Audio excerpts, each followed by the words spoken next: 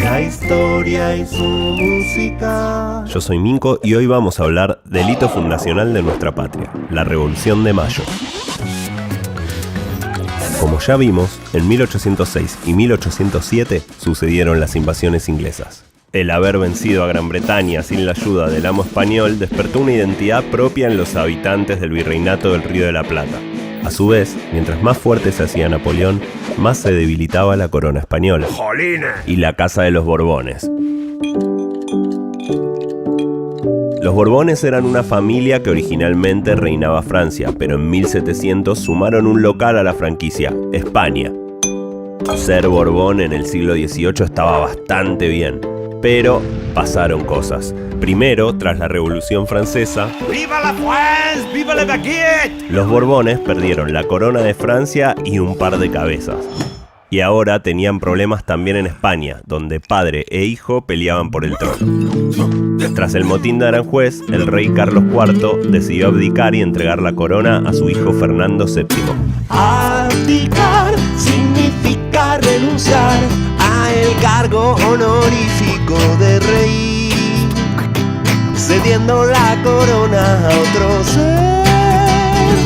En este caso Fernando VII le devolvió la corona a Carlos y Carlos se la entregó a Napoleón, que a su vez se la cedió a su hermano José, alias Pepe Botella. Tenía fama de beber mucho alcohol. Napoleón alojó al rey depuesto, Fernando VII, en un lujoso palacio en Valensay. Hubo intentos de rescatarlo, pero tan cómodo estaba el rey repuesto que denunció a sus rescatistas para que fracasen. Algunos de ellos fueron fusilados. Un divino este Fernando VII. Por su parte, las fuerzas españolas que se resistían ante la embestida de Napoleón formaron la Junta Suprema Central de Sevilla, para encargarse, entre otras cosas, de las colonias, o sea, de nosotros. Entonces, para reemplazar al sospechado virrey Liniers, la Junta nos envía a un tal Baltasar Hidalgo de Cisneros. Él había quedado casi sordo en la batalla de Trafalgar. Recordemos que Santiago de Liniers era de origen francés. Eso, sumado a varios escándalos que protagonizó don Santiago, como, por ejemplo, robarse una colecta que se hizo para mandarla a España para ayudar en la lucha contra Napoleón, fueron suficientes razones para reemplazar a Liniers. En los años previos a la Revolución de Mayo, algunos de los padres de la patria, como por ejemplo Belgrano, Castelli y Rodríguez Peña, habían formado el Partido Carlotista. Los carlotistas cuestionaban la autoridad de la Junta Suprema Central y querían declarar nuestra independencia para armar un régimen de monarquía constitucional como el que ya existía en Europa. Para eso necesitaban una monarca, y la elegida para el puesto fue Carlota Joaquina de Borbón, la hermana de Fernando VII. Ah, por eso el partido de ellos se llamaba el Partido Carlotista. Exacto. Carlota se encontraba en Río de Janeiro porque estaba casada con el futuro rey de Portugal y de Brasil, Juan VI. En ese momento todos los nobles portugueses ficaban en Río de Janeiro. Se habían escapado cuando Napoleón invadió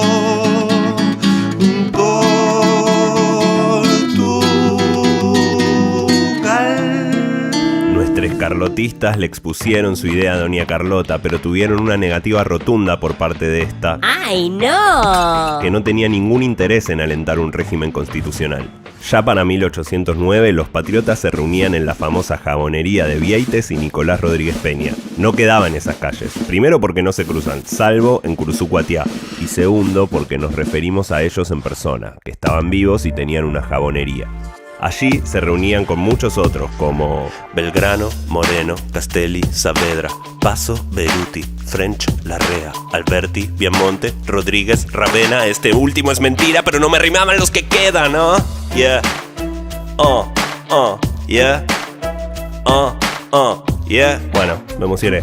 Mientras estos patriotas se juntaban a conspirar contra el régimen virreinal, inspirados por la ya realizada independencia de Estados Unidos, la de Haití, también por el intento frustrado de revolución de Tupac Amaru, por la Revolución Francesa, por las revoluciones de La Paz y Chuquisaca ocurridas en 1809. influidos por los libros prohibidos, por la Inquisición, a los cuales nuestros patriotas por distintas razones tuvieron acceso, y hartos, pero muy hartos, del monopolio español en el comercio de la zona. A principios de 1810, un hecho terminaría de cortar el hilo del cual pendía la vigencia de Virrey Cisneros en su puesto. La Junta Central tuvo que disolverse y sus miembros se vieron forzados a huir debido a una invasión francesa en Sevilla. Cisneros Intentó, por todos los medios, que estas noticias no llegaran a los patriotas. Incautó los diarios que venían de Europa, sentando un precedente de manipulación de la información. Pero los patriotas tenían aceitado un mecanismo para lograr hacerse de los preciados periódicos. Agustín Donado, con sus contactos en la aduana porteña, logró conseguir un ejemplar de un periódico europeo que llegó a manos de nuestros queridos patriotas. Así es que fueron a reclamarle, o más bien a imponerle a Cisneros que se convoque a un cabildo abierto. El cabildo abierto en una modalidad. En caso de emergencia o una eventualidad, se juntaban los ciudadanos a discutir y votar. Pero para formar parte debías tener una propiedad, una billetera abultada o ser un profesional. El asunto a tratar en el cabildo era cuál debía ser la forma de gobierno de ahí en adelante. Así es que entramos en la famosa Semana de Mayo, que va del 18 al 25. Para este momento, en la Buenos Aires virreinal, había una escuela de música instrumental a cargo de Víctor de la Prada. En 1810, en las provincias que no fueran Buenos Aires, se podía encontrar alguna guitarra, pero lo más común eran los instrumentos nativos americanos, además de los cantos y tambores, que por lo general traían personas esclavizadas que venían en su mayoría de África e importaban su cultura bantú.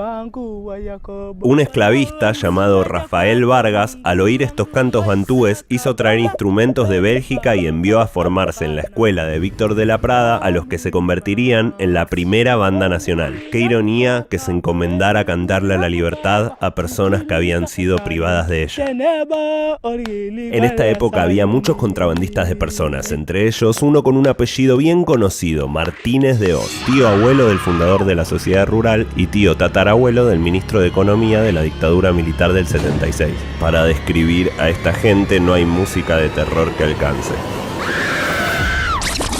Ahora sí, volvamos a la gloriosa Semana de Mayo día a día. Se puede decir que el 18 fue el momento en donde los patriotas decidieron exigir que se llame a un cabildo abierto. Algo así como reunirse para decidir que había que reunirse. El 19, Belgrano y Saavedra hicieron un pedido formal al alcalde Lezica y Juan José Castelli hizo lo propio con el síndico Leiva, que era una especie de procurador general del momento que tenía un gran nombre, el síndico Leiva. El 20 de mayo, el Virrey Cisneros acorralado ya no pudo resistir la presión y convocó al cabildo abierto para el 22 de mayo. El 21 los patriotas hicieron una muestra de fuerza en las puertas del cabildo, de la mano de la famosa Legión Infernal. La Legión Infernal estaba a cargo de French y Beruti. Era una guerrilla que presionaba y luchaba en las calles para que la revolución se concrete y no quede en palabras. Según la historia oficial, repartían cintitas, pero no es la verdad. Una fuerza de choque era la Gran Legión Infernal. ¿Infernal? ¡Abajo, Cisneros!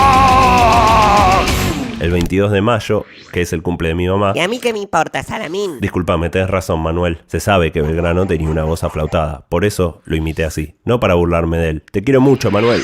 Por fin llegó el día. Después de muchas horas de deliberaciones, se resolvía terminar con el gobierno del Virrey Cisneros y reemplazarlo por una junta de gobierno elegida por el cabildo.